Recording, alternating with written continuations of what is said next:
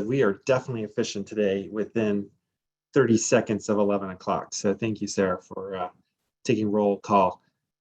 So we have quite a few things up here. So actually, I'm going to go ahead and actually hand it over to you. We have quite a few things, Sarah, to cover. So I'll let you kick it off. Okay, great. Thank you.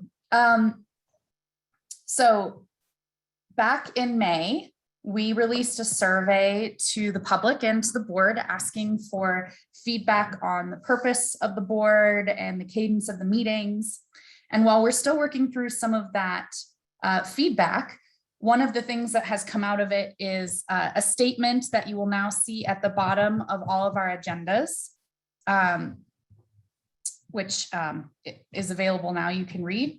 And then also our new purpose statement, which will be on our website at the top of the website. And the purpose of the board is to facilitate the collaboration between broadband stakeholders with the goal of improving access and adoption to broadband throughout the state of Colorado. Our focus is to provide a neutral public platform to share information, brainstorm, and provide feedback to state agencies, the governor's office, and other partners on how to efficiently and effectively deploy fast, reliable, and future-proof broadband, and how to make broadband infrastructure accessible and affordable for all. So that, like I said, will be on our website for you to review. Let's see, do we have Ed? We don't have Ed yet, so we'll come back to that. Megan, do you want to give the brief data update? Sure. I'm Megan Gernert. I'm with the Colorado Broadband Office. So just a brief update on our data collection. We got a lot of data and a lot of big data sets because we were asking for the granular data that was required from the House Bill 1109. So typically we try to publish that in early October. But due to the volume and complexity of the data, we're running a little behind. So we're hoping to get that published at the end of this week. So hopefully by Monday morning, if you log on to the map, the data will be up there. After tracking down all the stragglers and updating our database, it looks like we had about 59% of providers gave us new data, which is just double what we used to get. So very successful data collection, but because it was so successful, we're running a little behind. So thanks, Sarah. Great. Ed just joined us. I'm going to get him a second to get, he's at a conference today and he's going to talk about the Lunch and Learn. And I'll just get through the rest of the agenda really quickly and then hand it back to him. So our next meeting is November 16th. Hopefully this will be a continuation of the conversation on the capital projects funds, as this is going to be a major focus for us moving forward. I also wanted to elevate, Greg Winkler has put together a survey about interest in the $5 million that are coming from House Bill 21-1289 to the Middle Mile project. So that was in our last newsletter. If you'd like to have access to it, it's there. I can also put the link in our chat. Since our last meeting, there has been some changes to the Colorado Broadband Office that then reflect changes to the board. Our executive director, Antonio Martinez, has left the state of Colorado to pursue other opportunities, which means that the position on the board of executive director for the Colorado Broadband Office is open and will remain open until the position is filled. Currently, the position for executive director for the Colorado Broadband Office is open and accepting applications. I will also include that link in our chat. So if you're interested in running this magical machine, please apply. The last thing is we have a survey that is live on our website and will go out and be available at the end of today's session. It's meant to be taken after today's session because there are questions on the survey that will lead into the discussion for today. So the survey is available on our website right here. And and we'd really like you to take it. It's going to be available until our next meeting, November 16th. And it's an opportunity for us to get feedback from our stakeholders, that's you guys, on Colorado Broadband Office's thoughts and preparation and process around the capital projects funds. So Ed, are you available to do the quick lunch and learn description? Yes, I am. Can you hear me? Okay, great. Yes. All right, great. So this month's Lunch and Learn is featuring Region 10, League of Economic Assistance and Planning. And that'll be their broadband project director, Corey Brindle. It's going to be Tuesday, October the 26th, and that's at noon.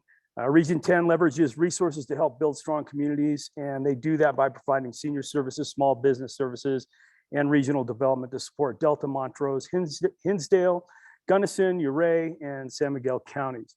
And there are some really exciting things going on there that I think this session is going to be very informative.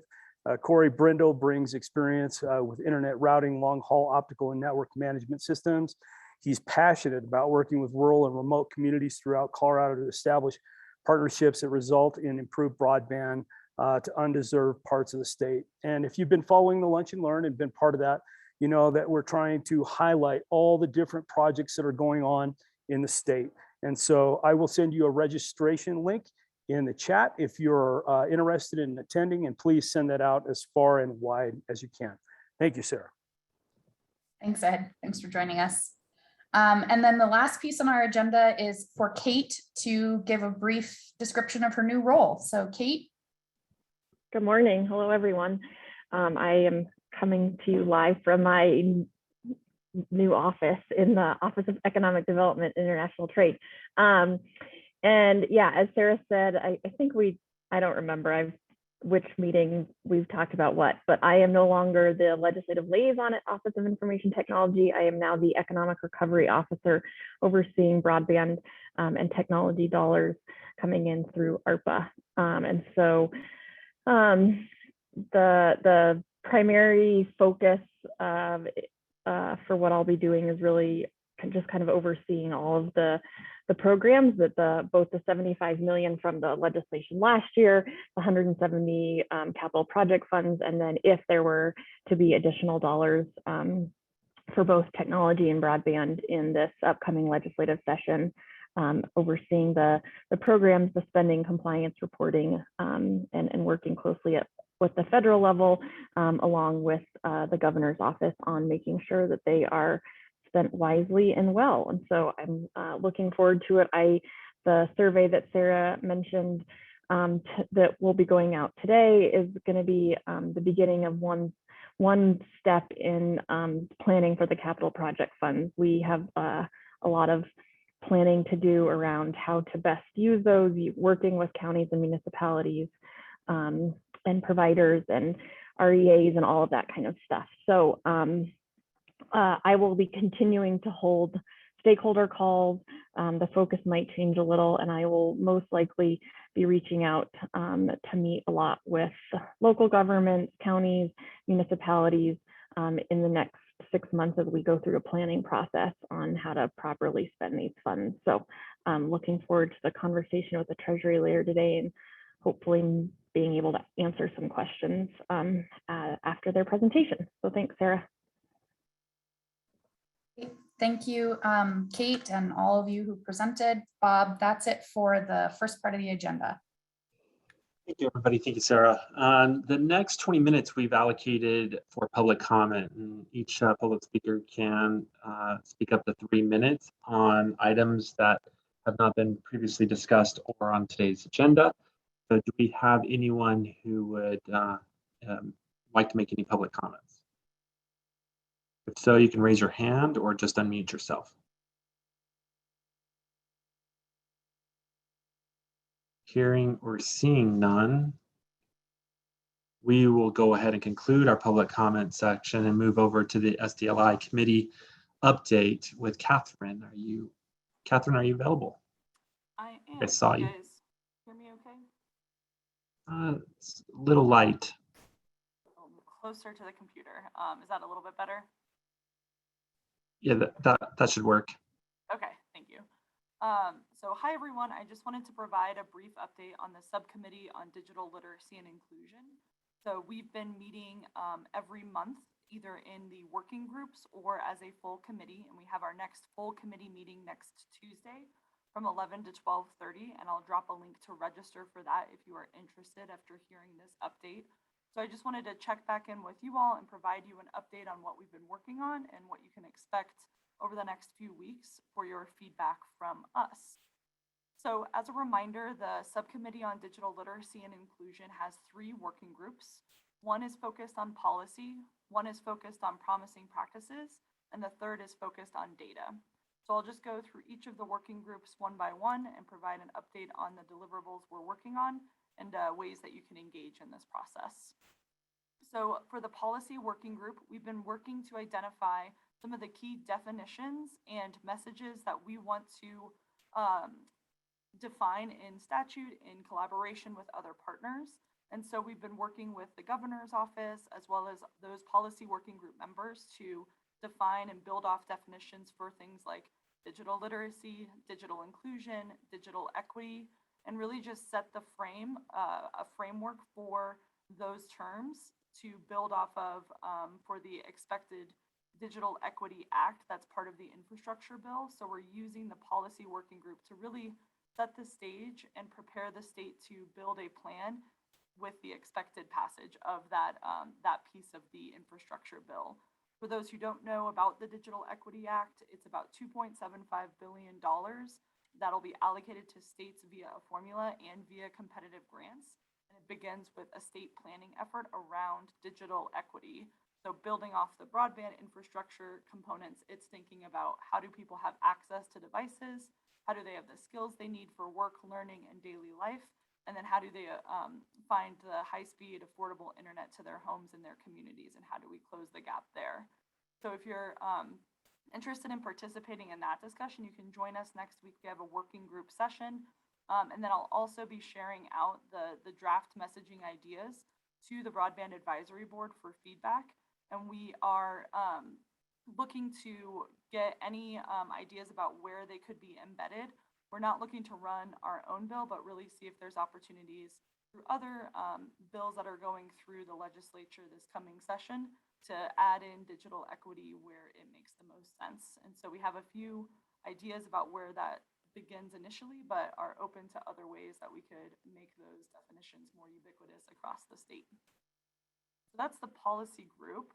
The promising practices and data working group are working towards a sort of a joint goal, which is to build on the digital equity scorecard that was released by the National Digital Inclusion Alliance and National Skills Coalition and Microsoft. And so those organizations identified a few components that make up a state's score on their scorecard. And what we want to do is build off those and create a more localized version so that communities can understand where they fall in terms of digital equity and what are some of the recommendations for how they can improve their score. So it includes, sort of the hard data that we have access to about access to devices, internet access in the home, and digital literacy skills.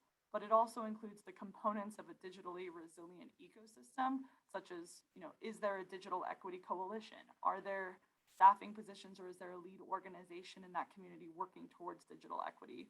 And trying to identify those key components there so that we can help build the infrastructure at the local level and invest future funds to support that infrastructure for digital equity. So if you're interested in those conversations, again, you can join the working groups to dive deeper. We'll also be sharing a draft scorecard over the next month for your feedback and ideas to improve. And then we'll be working over the next, after the turn of the year, we'll be working to implement that in partnership with a university group called the Colorado University Innovations Council that is helping support us in developing the actual scorecard. So I'll leave it at that. Just wanted to give you some brief highlights about what the subcommittee is working on, and I'll drop a link to register for the overall subcommittee meeting next week. And if you have any questions, ideas, feedback, or people we should be talking to help inform our effort, please feel free to let me know in the chat or reach out directly. And that's it for me.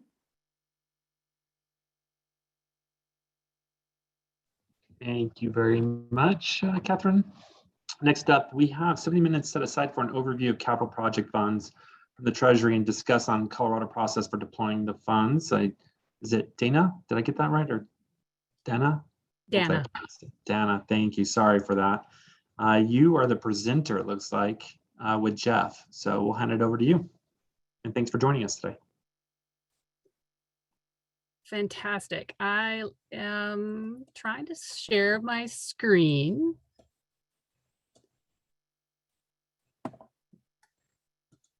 Let me know if you are able to see those slides. Yes, we can see them. Fantastic. All right. I have about 20 minutes of prepared slides and comments, and then Sarah and I have kind of worked through a small subset of questions that she's already received kind of around the fund that we'll go ahead and try and answer. And then as part of the follow-up, I know that there's a much more extensive list of questions being developed, and we'll work with Sarah and team to make sure those questions get answered to help inform your planning process.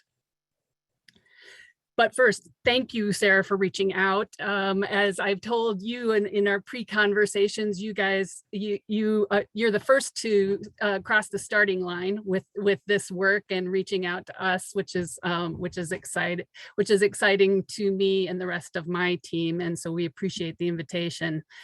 I am here to give you some information about the capital project funds, and as I said, to answer a few questions. But I do want to note that this is a very summary view, and that for anyone who's getting into the detailed planning process, I strongly encourage you to visit our website and read the detailed full guidance, as well as we were just able to publish the recording of our webinar that we did for recipient webinar, which also contains more details. What I have for you today is sort of a subset of that information. And I apologize. I think we were originally going to have Sarah introduce me. I will introduce myself very briefly. I am currently serving as the interim director for the Treasury Department's Capital Projects Fund. I am their senior broadband advisor. Came from Department of Commerce and TIA, where I was working on digital inclusion and equity work with their State Broadband Leaders Network. And prior to that, spent 6 years helping states build and implement state broadband grant programs, primarily in Minnesota, but others as well. And so that's my background as it kind of relates to this work. And so I am very familiar with a group of your nature because we had a very similar structure in Minnesota. So glad to be here and be part of your process. So with that, I'm going to just kind of jump into a little bit of an overview. Again, we are particularly excited about this Capital Projects Fund at Treasury because of its opportunity to invest in a more equitable recovery for all communities moving forward, and its focus on boosting community resiliency. And as you recall, this is part of the ARPA funds. So we are in the recovery mindset, getting these funds out the door and working as quickly as possible. Congress approved this $10 billion fund under the American Rescue Plan to provide funding for governments to build critical capital projects to aid in their response to the pandemic. As you all know, COVID-19 has underscored many of the underlying needs, including the importance of universally available, high-speed, reliable, and affordable broadband access, as millions of Americans rely on the internet to participate in critical activities like distance learning, remote work, and access to healthcare. We all were trying to implement solutions, alternate solutions that demanded the access to broadband, and we quickly learned where it didn't exist as we were trying to roll those solutions out as we were responding to COVID. And this is particularly true for rural America, low and medium income communities and tribal communities who prior to the pandemic faced significant obstacles to broadband deployment and other connectivity infrastructure. And these existing vulnerabilities were only exacerbated by the current crisis. With this in mind, a key priority of the program is to make funding available to recipients if they choose for reliable, affordable broadband infrastructure and other digital connectivity projects. And I will sound like a broken record, but as you all know, when you probably first read the legislation, it did not explicitly name broadband as one of the uses, but we want to make it very clear in our presentations and our communications with you that Treasury views that as a very natural reading of the statute and a key priority for the fund. And with that, there are three overarching goals of the fund. First, as I've already mentioned, recovery. The fund provides eligible governments with a substantial infusion of resources to meet their capital investment needs as part of the COVID-19 recovery, complementing the larger $350 billion state and local fiscal recovery fund, which Kate mentioned earlier, and which I'm sure many of you are also familiar with because one of the allowable uses of that, particularly for local governments, was broadband infrastructure.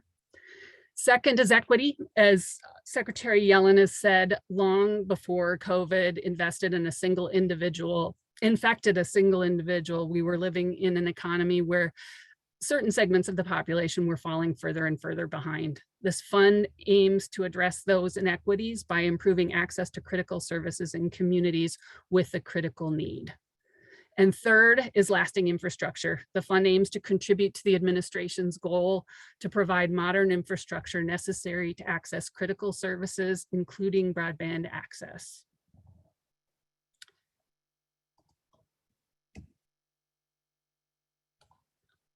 Pardon me as I learn to drive slides and stay on track here. With this next slide, I'll start off by providing an overview of the eligibility criteria under the Capital Projects Fund. And did I already mess up my slides? I think I did. There we go. The American Rescue Plan Act provides funding to carry out critical capital projects directly enabling work, education, and health monitoring, including remote options in response to the public health emergency in respect to COVID-19. And I say that because that is the legislative line that Treasury was given to develop capital projects. And when we are asked about whether or not a specific proposal is eligible under capital projects, the first thing we will encourage people to do is reread that line and consider each word in that line, because Treasury debated each word in that line for a long time before coming up with the guidance that you all are probably familiar with by this point. The statute also outlines how this $10 billion in funding should be allocated amongst eligible recipients, and more information can be found on the CPF website, but I think I already heard a reference to it in this call that you all are already aware that Colorado has allocated just under $171 million of this fund. And while I don't think I noted elsewhere in the presentation, you are likely also aware that any tribes in Colorado have an additional small allocation that is also available to them individually. And we'll touch a little bit more on that at the end of the slides in Q&A. The Capital Projects Fund is available for projects that meet all three of the following criteria. First, funding must be used for capital assets designed to directly and jointly enable work, education, and health monitoring. All three activities must be present for an investment in a capital asset to qualify. Second, the project must be designed to address a critical need that resulted from, was made apparent by, or exacerbated by COVID-19. And third, the project must be designed to address a critical need of the community to be served by it. So what that translates to you as you're putting together your proposal, make sure that you're thinking about how you identify and measure that critical need or express that critical need as part of your proposal. To simplify the process for eligible governments, Treasury identified several use categories that are presumptively eligible, so long as they align with the terms and standards outlined in guidance and the items that I just listed. Eligible governments may wish to pursue other projects that meet the statutory requirements as well, and we'll talk a little bit more about that in an upcoming slide. But first, the next couple of slides we'll talk about the actual uses of the funds. And bear with me as there we go. There we go. As I mentioned, Treasury simplified the process by identifying some use categories for funding. This slide outlines those categories, which are also identified in more detail in the guidance. Projects considered to be presumptively eligible, projects that will undergo case-by-case review, and projects that are presumptively ineligible. We held extensive consultations with recipients and stakeholders, including those that represent historically disadvantaged communities. We wanted to hear about their needs, and we've taken feedback into account in preparing the program guidance. Treasury's approach simplifies the process for recipients that want to pursue presumptively eligible uses, such as broadband infrastructure and digital connectivity technologies, while providing the flexibility to address critical needs within their own communities that may not fit exactly as some of the presumptively eligible definitions. And I'll talk a little bit more about that because those will be pieces that I'm sure you all will be interested in. And next, I will walk through each category, beginning with the eligible use of funds.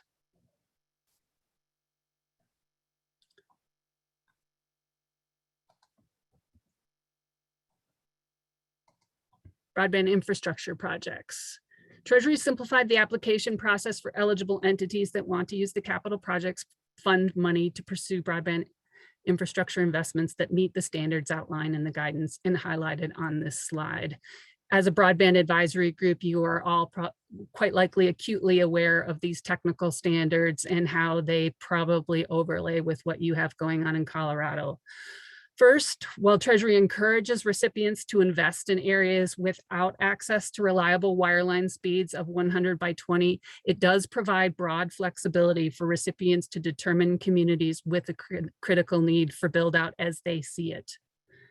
Second, projects must be designed to reliably deliver speeds of 100 megabits symmetrical to be presumptively eligible for capital projects funding unless impracticable. And we can get into how an eligible recipient may want to express cases where they want to use impracticable as a reason for going another direction.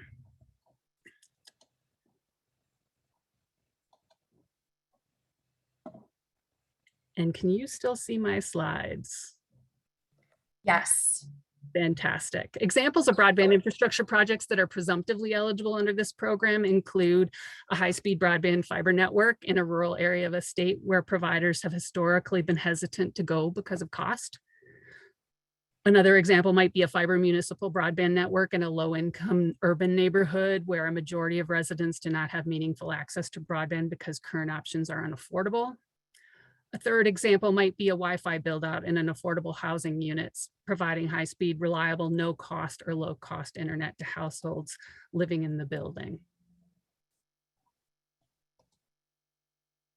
Recipients are also encouraged to prioritize investments in fiber optic infrastructure, projects that offer a generally available low-cost option, and projects where the funding of the broadband networks are owned, operated, or affiliated with local governments, nonprofits, or local cooperatives.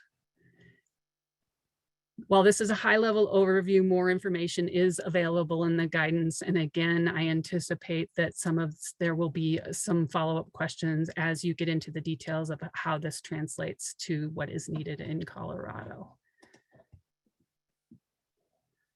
The next presumptively eligible category, I was very glad to hear your digital equity and inclusion folks on the line is digital connectivity technology projects. We all know that not only having the broadband infrastructure available, but also make the means and the affordability and the skills to use it, it really is what ties the bow on the package. CPF funds may be used to purchase or install devices and equipment like laptops and Wi-Fi routers that facilitate robust broadband access that enables work, education, and health monitoring for community members who would not otherwise be able to afford access to broadband services. Treasury has simplified the application process for these presumptively eligible digital connectivity technology projects. And I will also highlight that as a part of that is ancillary costs. This is a capital assets program. And so while the core piece of each of these presumptively eligible use categories, I'm describing the capital asset, ancillary costs that are required to put these capital assets into full use are also allowable uses of the funds. So for instance, the broadband adoption activities that go along with these hard costs are also considered part of that presumptively eligible category. So an example of a presumptively eligible program here might be a short or long-term loan program for libraries to loan out laptops to low-income families. I will note that technologies like iPhones and televisions are not considered presumptively eligible under the Capital Projects Fund program. We can talk about how they might be a part of a case-by-case proposal, but at this point, they are not built into one of the presumptively eligible categories.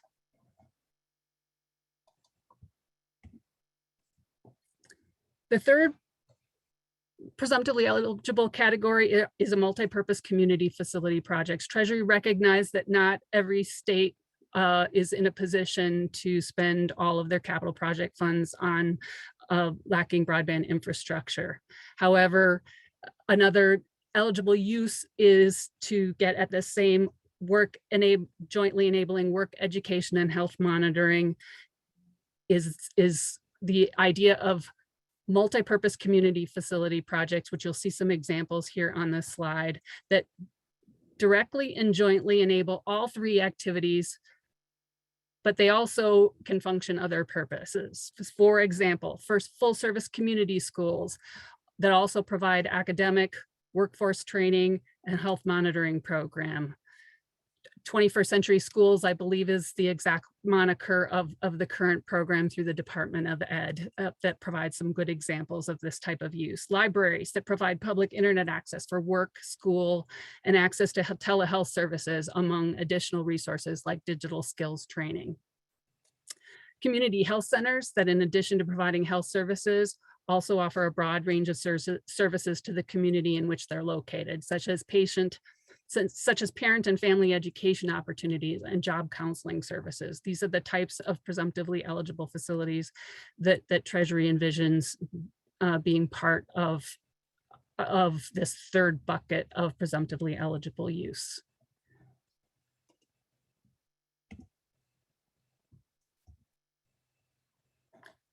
And next we have the case by case. As I mentioned before, Treasury has anticipated that not every use that a recipient has will fall into one of those three presumptively expedited uses of the funds. So Treasury has created a case-by-case review process to review any proposals where an eligible recipient believes they meet all of the criteria of the legislation and the guidance that has been released.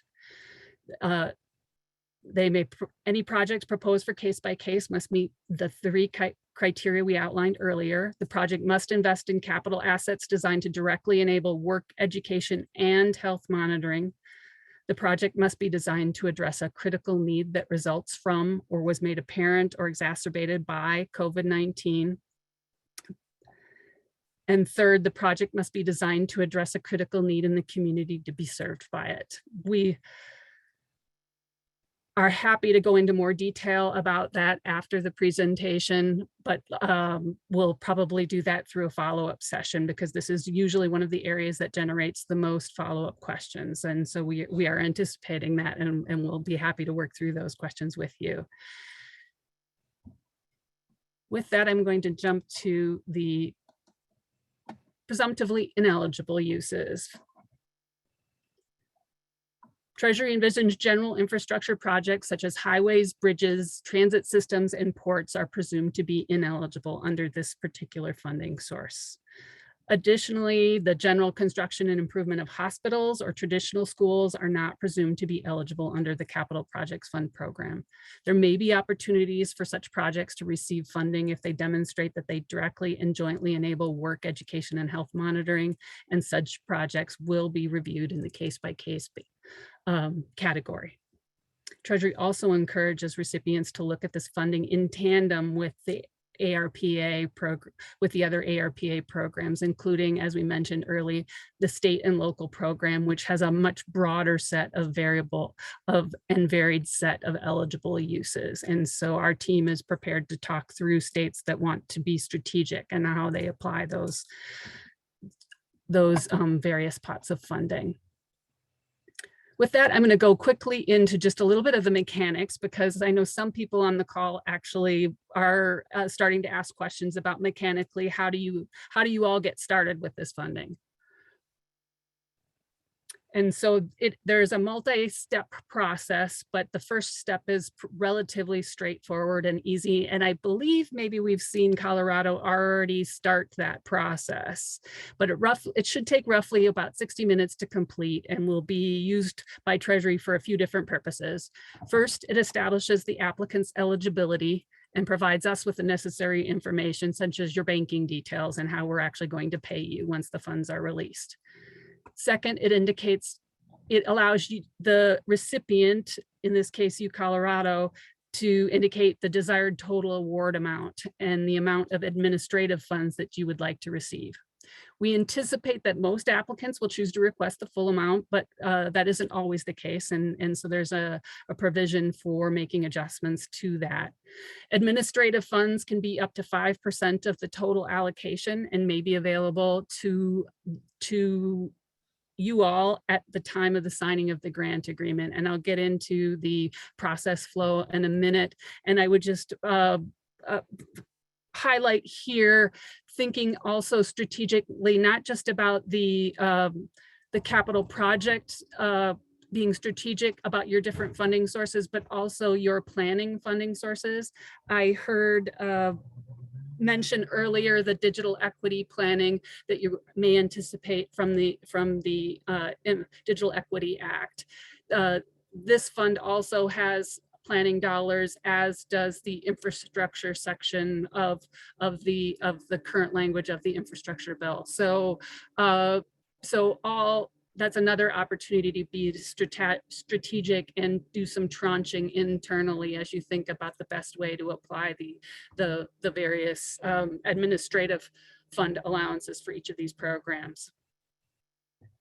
The third purpose of this step is to designate an authorized representative who will have the authority to enter into a grant agreement with Treasury. The authorized representative can be the chief executive officer or other person authorized by law to act and enter into binding agreements on behalf of the applicant. For example, often it's the governor of your state.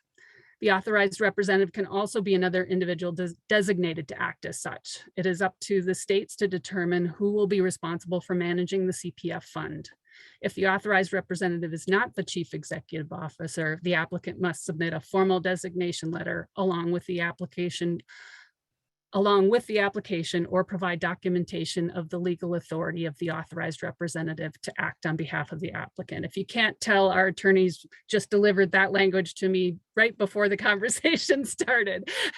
That was one that they cared about that we get right. And so important for you all to understand at the end of the day who we need to have sign off to continue to fully develop your proposals with you.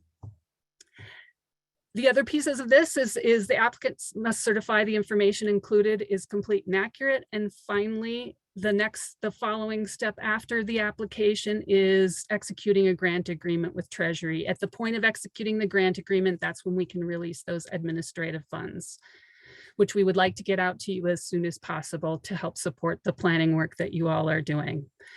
And then finally, I would just flag that all applications must be completed no later than December 27th, 2021. And again, when I say application, I mean just this first phase of the process.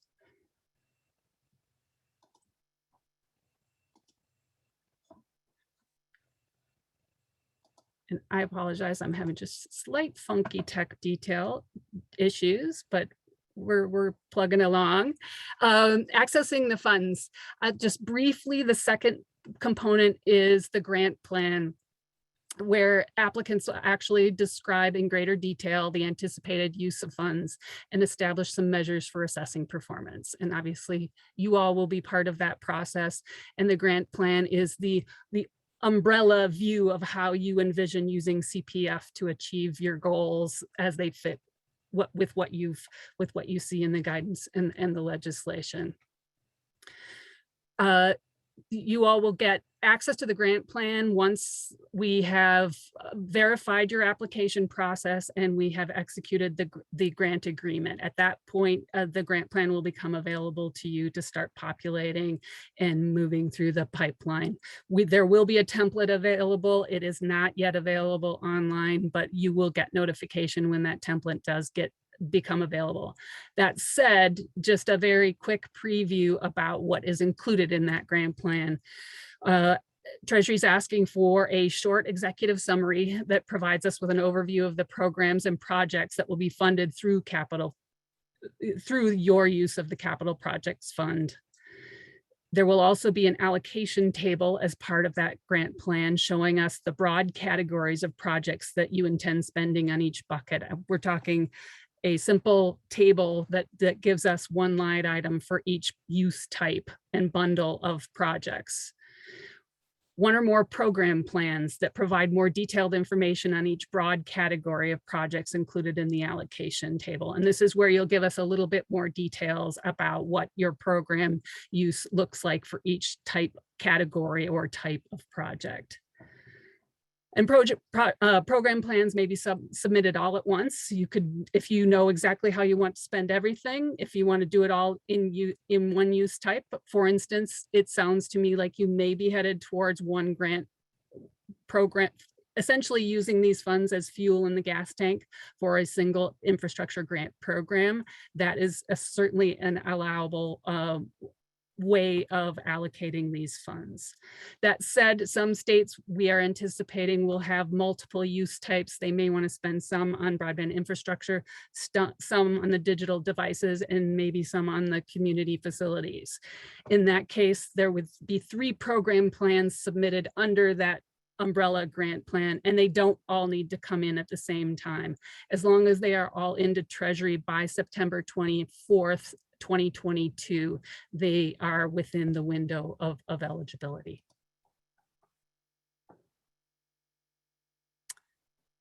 With that, I am going to pause and just say we have set up a recipient support team at Treasury.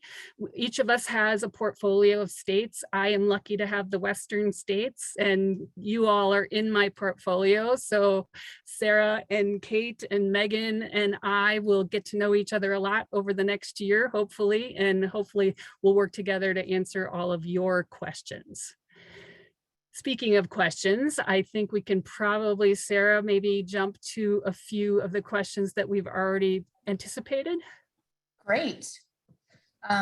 Thank you so much. This was incredibly informative. And I know that everyone has a lot of questions, and I just want to assure everyone again that this is not the only opportunity to interact with our representative, and this is also not the only opportunity to get questions answered.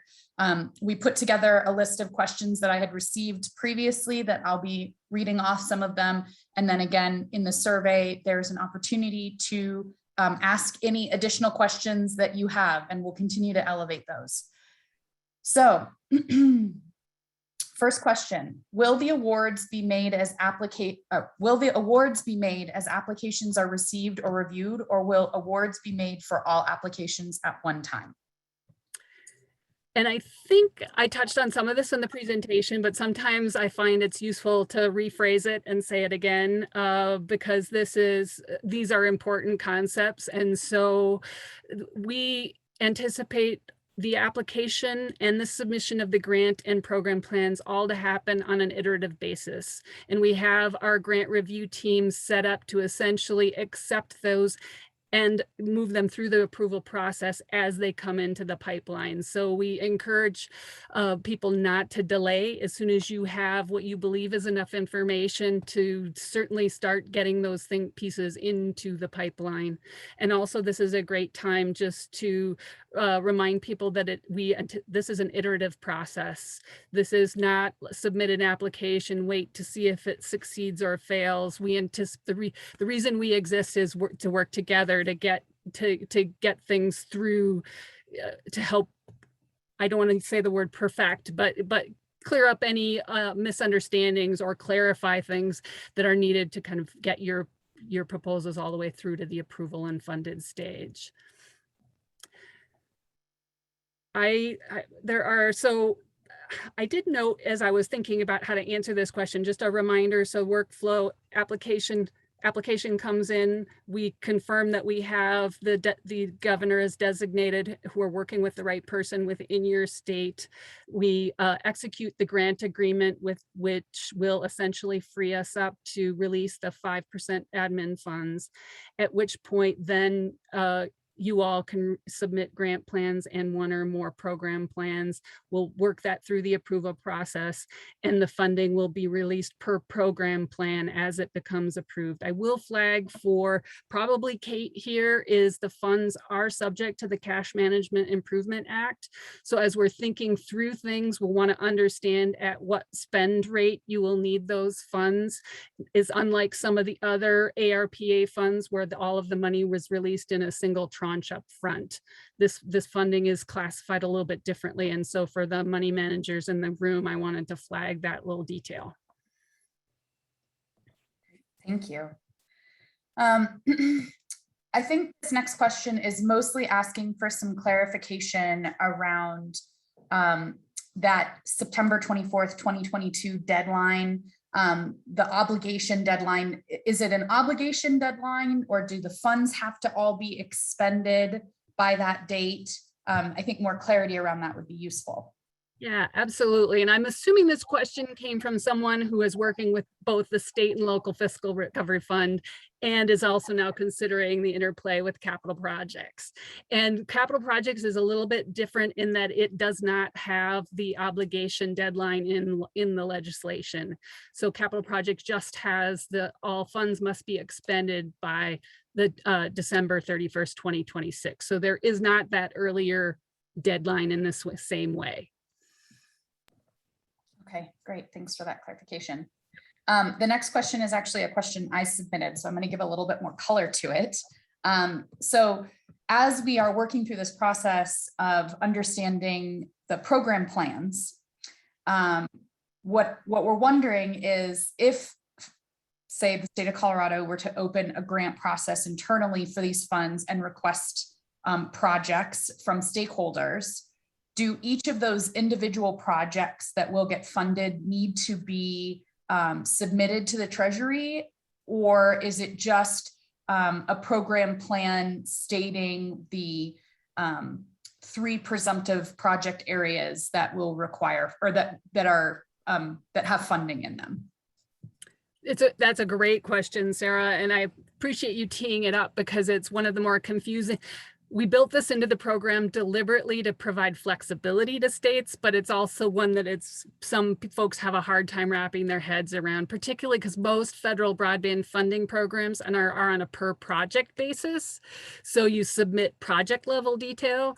Treasury doesn't want to see project level detail. They want to see the details of your plan and make sure that it meets the requirements, both of the technical requirements of the guidance, timing, oversight and compliance, compliance with Kate or someone who probably are familiar with the federal 2 CFR 200 grant. That's grant speak. I apologize. That's very wonky. But those are the types of things that Treasury will review your plan for. Where the project level information comes in, though, is a little bit on the back end, just as a heads up. For instance, we, as a federal agency that's funding broadband, we are required to gather some base level information, the geospatial information about where these projects are, the technology that's being deployed, the speeds being offered. They're now, a new one for this round is they want us to gather pricing data available, because we're starting to look at that a little bit more. Those are the types of things that you'll be asked for, but that'll be on the back end, probably through a quarterly reporting process, but we'll be releasing the actual reporting guidelines in the coming weeks, just to give you a sense of kind of where the project level information comes into the process. Great, thank you for that. And then this next question is about the case-by-case review. So we understand the presumptively eligible projects, and maybe if we could have a little bit more color around the case-by-case review, who does them? Can you give us an example of what a case-by-case review might look like? Yes, yes, I have to be cautious about the specifics on the case-by-case, because essentially we can't weigh in until we see a proposal. I think I made it pretty clear. You want any case-by-case proposal needs to really take into consideration those three requirements that I listed a couple of times in the presentation, and by which the slide deck will be available for everyone afterwards for reference. But what we've essentially set up a review rubric and an internal review team that actually reviews all proposals, whether it's case by case or not. And obviously the presumptively eligible ones we anticipate will move through that process very quickly. For the case by case, there will be an analysis done on whether or not the proposal meets the criteria of the legislation and the guidance as written, and then a determination made. But determination is a little bit strong, because well, if the review team determines that as proposed, something about the proposal doesn't meet the criteria that Treasury's laid out, they will come back to you and talk it through and work to resolve whatever issues have been identified. Thank you. This next question is talking specifically about the $100 million for the tribes that are in addition to the $171 odd million that are coming to the state of Colorado. Can you talk a little bit more about that? Absolutely. I think one of the questions is there's some confusion about whether or not tribes can apply directly to Treasury for part of the state allocation. That is one scenario that's been painted. And the answer to that specific question is no. Tribes have the ability to access funds in two ways. They had their own specific allocation in the legislation. It's at a different scale than the state allocation. Each tribe was allocated approximately $167,000. And so they have their own lighter touch application process for that small pool of funding. We anticipate a couple of real common uses of that, maybe a digital devices program. Another may be pairing it with their NTIA broadband funding that's available to tribes right now. Is another eligible uses. They could pair it with a larger broadband infrastructure project that meets our technical criteria. So that's that small piece, but tribes are also eligible subrecipients. So you could choose to award one of your grants to a tribe as a subrecipient. But that would be a process that you would run, determine the criteria, and make that decision based on your own priorities. Thank you for that. I think this is the last question. And you've talked a little bit about it, and maybe it just stands to reiterate again, but if is an applicant able to cure or amend and resubmit a grant plan that is rejected by the Treasury? Yes, and I hesitate to say that Treasury will reject, because they're striving not to reject. They're striving to just iterate. If there's something that doesn't meet something that Treasury needs to see, we'll come back to you and we'll work through an iterative process to get it to the point where it does. I would also, that just brings up a slightly related comment, is that in that grant plan that you'll submit as kind of one of the next steps after we have a grant agreement with you, you'll put a table of estimating how you want to use the funds. That is not hard and fast. So if 6 months down the road, something changes and you want to modify that and you haven't already expended all of those funds, you are able to come back into the portal and make modifications and either drop in a new program plan or move dollars around in those program plans based on your new information. Okay, great. Thank you so much for your time today. I really appreciate you coming and speaking with us. And I look forward to continuing the conversation with you. Likewise, really appreciate the opportunity to meet you and the group. And and I said, I look forward to coming back when we have more to work on. Thank you. Okay, so now we're going to start the general discussion process with our stakeholders. As I this is the beginning of us having all of these communications with stakeholders. So this is really an opportunity for you guys to speak up and ask questions. I can tell you up front that we don't have a lot of answers right now. And that is because, especially as Dana said, we're at the very beginning of the planning process, and we're really looking to stakeholders to help us define that process. So I'll start with some of the questions that have already showed up in chat. And then I would ask that if you want to speak up, you can either raise your hand or unmute yourself, and please state your full name and your representation. So Kate, give me 1 second and I'll answer these quick questions. So we've had a couple questions about the tribes. So as Dana said, there is a pot of money from the capital projects funds that is available. It's $100 million for all tribes, which comes out to about $167,000 for tribes. And they're also eligible recipients to the $171 million that's coming to the state of Colorado. When a grant process is created internal to the state, there will be an application process, we assume, at this state. Let's see here. In regards to match requirements, the Treasury guidance does not explicitly say anything about match requirements, but that is something that may show up in our internal grant process. Kate, do you want to go ahead? Yeah, absolutely. Thanks, Sarah. I don't really have a question. I just want to provide a little bit of context. Can you hear me okay? Sorry, I'm new technology. Okay.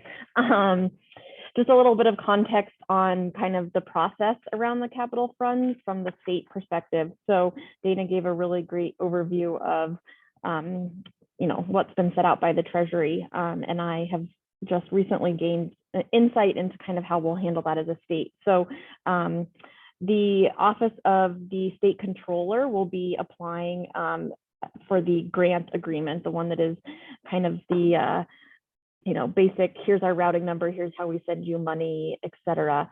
That was on one of the slides that Dana showed around, how much money we're requesting, how much of it will go directly to the, or how much like we want for administrative purposes, etc. So we will be working with them to get that application done in the near future. Sarah Smith from the broadband office will be the point of contact for the broadband office, but the state controller will be the executive individual who will be receiving those funds.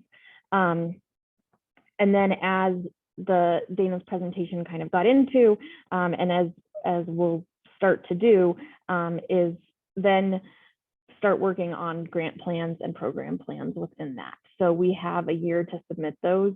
As Dana said, they're iterative, and so I believe that we will be definitely working at it on an iterative process. I think one of the things that is going to be the most important and that I am kind of tasked to oversee is the planning of these funds. So, you know, once we apply for the grant agreement, we get administrative funds that will give us the funding if we need to do some needs assessments or, you know, regional planning and different things like that, bringing in additional potential staff, all that kind of stuff. So I think this, you know, I'm not paying attention, but I'm seeing that lots of things are getting thrown in the chat right now, which is great. And I'm sure a lot of questions we don't have an answer to yet because we've just figured out how we will apply for the funds. We have a lot of work to do around the actual grant plan and program plans within those. And I don't anticipate us having that for numerous months, but starting that process here very, very soon. And so that I just kind of wanted to give a little bit of that perspective on the process. We, as the Colorado Broadband Office, as the governor's office, have not just, you know, are not saying, okay, we're going to go apply for 171 million and we're going to spend it X, Y, and Z way. That's what we're starting the conversation with you all here today, and there will be many more conversations and a process around the planning of this so that it's well spent. The governor, as I think I've mentioned before, is also you know, very focused on making sure that we're being strategic and smart in how we spend these dollars. How can we leverage working with counties on monies that they maybe are using from their allotment of money and things like that. So Sarah, I'm happy to help answer questions as they come up as well, but just wanted to kind of provide that context a little bit. Thank you, Kate. Yeah, and I'll just say really quickly too, welcome all ideas here. And there's also in the survey, which I'll just share right now so everyone can see it. In this survey, there is an opportunity to provide feedback on deploying funds to subrecipients, which areas of the state are in need of funding, which of the 3 presumptively eligible projects are you most interested in, and also an opportunity down here, as Kate said, to get more involved.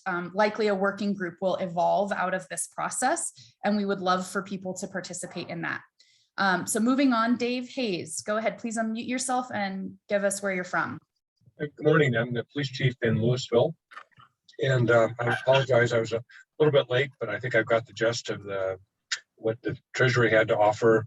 And what I would just make a suggestion that maybe the next couple of first steps would be to kind of to establish some ground rules.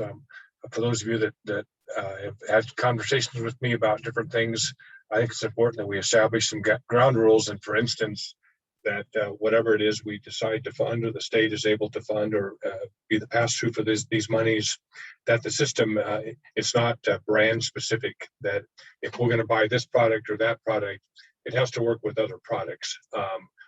So many times we get tied up in, well, it doesn't work with anything else. So the good news is we have the equipment. The bad news is it doesn't work with anything else. So I think it really has to be kind of a not generic product, but it has to be a product that allows interfaces with other systems that are already in place. So again, my suggestion is we really do need to establish some pretty basic ground rules and to talk about some of those things. And the grant process is the grant process, but I think we probably should be pretty clear up front that whatever ideas are out there and whatever brands are out there or companies that are out there, their product has to interface with other products without any additional cost. Great, thanks, Chief Hayes. I appreciate you. Mark, go ahead. Oh, hi, I'm Mark Faffinger from Larimer County, and so we're northern Colorado on the Front Range. My main question is, any way we can provide our plans to the state so you kind of have an idea what our priorities are. We'd love to provide that input. I also, I'm just curious if there's any thought around, as we start to formulate these, we're looking for the long term in our region, and a lot of that involves potentially giving a priority to local municipal providers to expand into rural areas.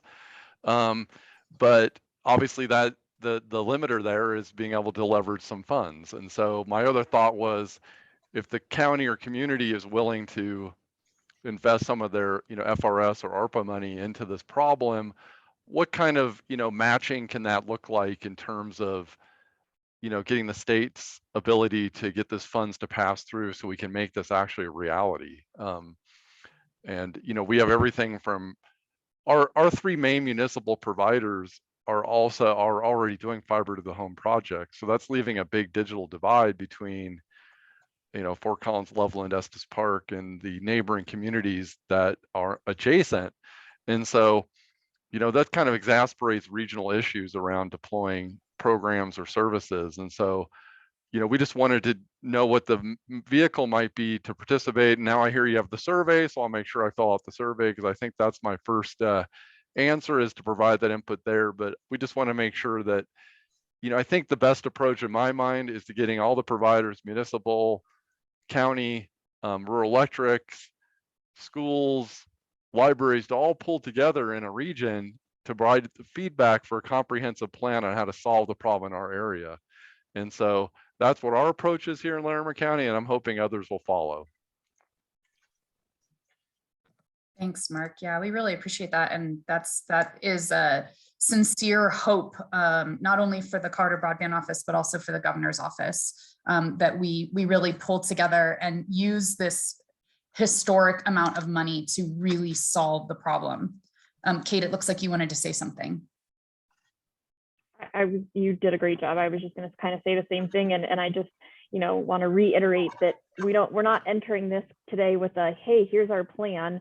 Like, we're entering this today with a, we're going to apply for the funding, we're going to get administrative funds to help start planning, and we want all of you to be part of the plan. And exactly, Mark, what you talked about is working with, understanding regional governments, working with DOLA and Greg Winkler and all of the work that he and the regional managers have done over the years, to really understand a statewide plan, and then figuring out the best way to grant funding from that. Hey, Sarah, just one more thing. I'm assuming, based on this timeline, to actually start projects, we're looking at 2023 or the sooner you get your program approved, you're released for your money. I'm just a little confused about timing on this, and maybe you are also. Yeah, I was going to say you and us both, but I'll let Kate handle that, since she's going to be kind of our money man. Yeah, I think, Mark, we've got some stuff obviously to still figure out, but I think, we as a state will get administrative funding to start the planning process and everything like that here, as we apply for it. And I would think in the next couple of months. My understanding from talking with Dana is that the funding then will be for projects will be released based on those grant plans and those program plans. So I think it's a little bit variable in when we start submitting those, and those get approved, and then the money gets sent to us, and then we send the money out to whoever the sub-recipients are.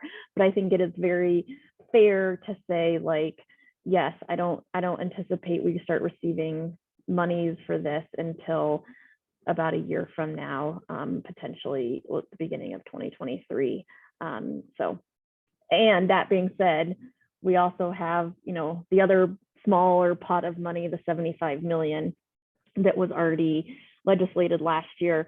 That will hopefully, those monies will start to go out the door here in the next couple months or so. So we have the ability also to kind of know that we have that money in the short term. Maybe we can start working on things that then future monies can expand on. I just want to say really quickly, I also dropped the link in the chat to the guidance from Treasury. And as you heard from Dana, she has worked for the states. Jeff Searle, who is also a part of the program, has worked for and with the states. And this is one of the most easily to understand and comprehensive guidance that I've seen so far in my career. And I will also say that it is all that we know. There isn't, while we are in conversations with the Treasury, as you saw based on her presentation, there's a lot that the Treasury hasn't completely figured out. And then there's also a lot that they're not cleared to talk about as it is still being developed. So all of the information that is in the guidance is the same information that we have that has been provided by the Treasury. And I would also say that we're fairly lucky because we are some of the first states to reach out and start working through this comprehensive process. So again, we can continue to elevate those questions, which a good place for that is the survey. And a lot of the information that I've particularly had questions about is already identified in the guidance. And I think it was really good for me to hear, which was new for us, that the reporting guidance is coming out soon. So that'll be great for us to know too. And then Mark, just to your point, in the guidance on page 2, they under the eligible applicants, they say, the recipients of CPF may award funds to subrecipients such as other levels or units of government, nonprofits, or private entities. For example, for the broadband infrastructure projects, which again, there's 3 presumptively eligible projects, subrecipients may include cooperatives, electric utilities, and other entities that build or operate broadband networks, including networks that are owned, operated, or affiliated with local governments. So they really gave us a lot of flexibility in this process, which allows us to really come together and do that, comprehensive idea of getting counties to work together with everyone so that we can really solve this. Any other questions at this time? Go ahead. I'm not going to try to hog this whole meeting, but Kate mentioned this money that's already being allocated. Is that already been, did I miss a grant cycle, or has that already been distributed, or what are the opportunities that potentially are available there?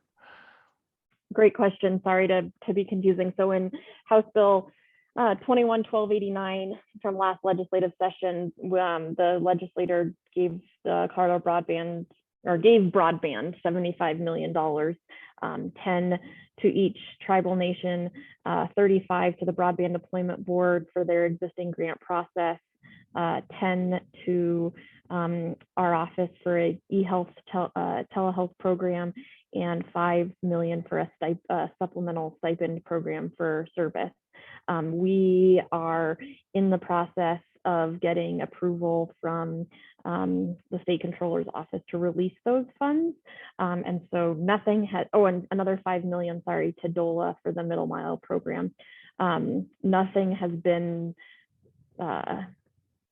no applications are available, et cetera, quite yet. Hopefully in the next, like I said, we're literally just waiting for some internal processes to approve the spending of those dollars, and then there will be grant applications available for last mile and all the other things I kind of went into. So it's a little bit more focused, obviously, than the capital project funds at this point, because the legislation was pretty clear on how we can spend it. But those will be available soon and on our website, and we will push absolutely everything out to everyone.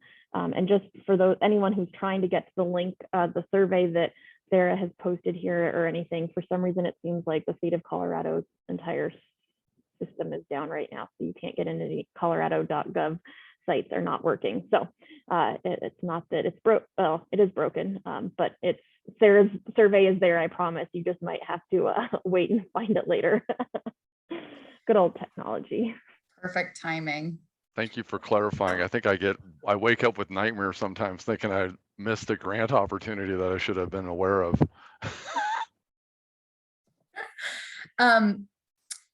Board and any of our non-voting members, any particular questions? I saw from Carrie that she had some feedback about the grant process. Would love to open it up to the board to ask any particular questions or provide any feedback. Sarah, this is Carrie. thank you for the great information, as well as from Kate. And I think you addressed concerns and would just, again, stress just putting an equity lens at all pieces and parts of this. I think you all are doing a great job. So no additional comments here. Great, thank you. I'll also say, Carrie, to your point about creating a process that focuses on rural and tribal, the benefit of one of the benefits of CPF is that it doesn't identify rurality as a requirement for the funding. So it allows the state to really focus the funding on the areas which really require the funding, which we know is rural and tribal, but also includes some urban areas that don't currently have funding. And again, the requirements are 100 symmetrical. So it really opens the door for quite a bit of flexibility. Board, any other additional questions? Greg, I saw that you were able to join us. Jerry, any questions from you? Yeah, Jerry, one general question here. We have Amendment 78 on the ballot here. Will these be considered custodial funds that might have to go through the legislature?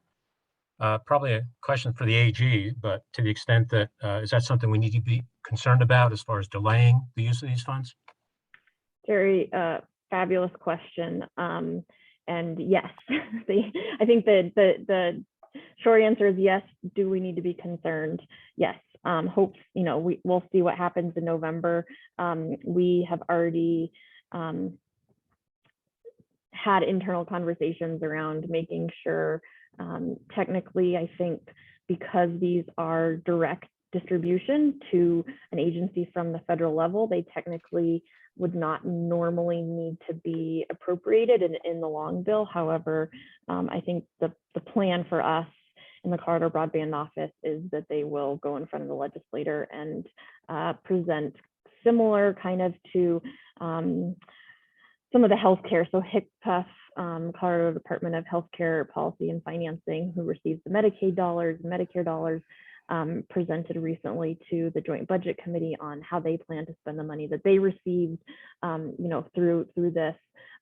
That's very specific to the, it's laid out and it's around Medicaid as more kind of an informational thing, but then ensuring that the money is appropriated and is not seen as custodial funds. So we don't know for sure. We will have to wait and see what happens in November, and then also continue to work with the legislator on what they want.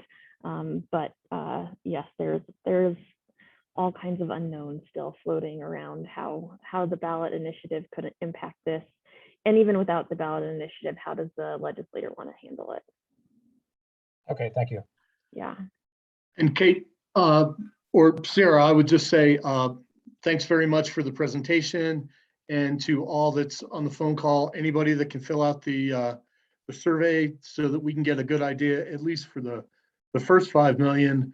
And then that will also lead us into other areas of where middle mile development can be done across the state and be able to utilize some of the money that was talked about this morning. So thank you very much. And just for clarification, Greg is talking about the DOLA broadband infrastructure survey link that I put in the chat. This is separate from the survey that the Colorado Broadband Office is running that's on our website. Eric Hittle, go ahead. If you can just say your name and where you're from, that would be great.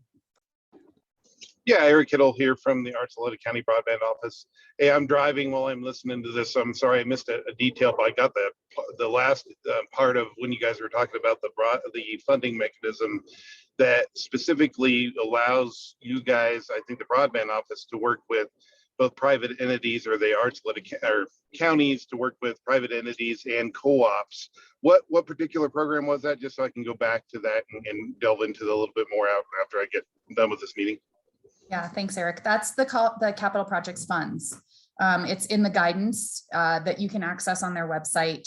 And I will set up a link on our Broadband Advisory Board website to the Treasury funds website so that you can read through it. But it's at the bottom of page 2 on the guidance, and it's underneath eligible applicants. Excellent, thank you. No problem. Any other additional questions?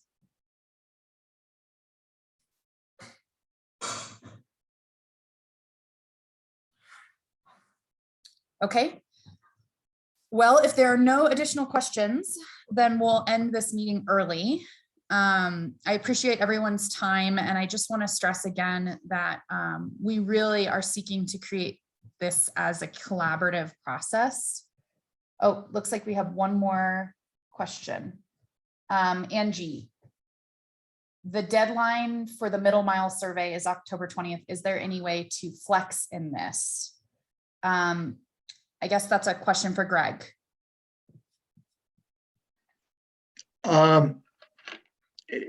If you could hit the 20th, that'd be good. If the survey is closed after that, then just send me an email as to what your plans and notions are going forward. We'll find a way to incorporate it. Greg, thank you. You're welcome. Awesome. The deadline for the Capital Projects Fund survey is November 15th at 5 p.m. Originally, I had set it for only a week, but wanted to give everyone more of an opportunity to participate, especially now that our survey is down because of the website being down. So it's available on our website. We'll leave it open until November 15th, and hopefully November 16th, we can talk more through this process.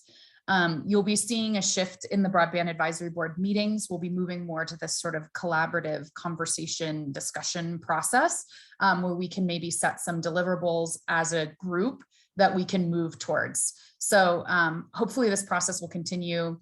And, we really appreciate everyone's partnership in this. We're really trying to be good custodians of this money and to really create change in this, in the deployment of broadband within the state. So I will close the meeting at this time. And if you have any questions or comments, you can reach us on our website when that's back up, or you can email me. Looks like Megan, you have something you want to say.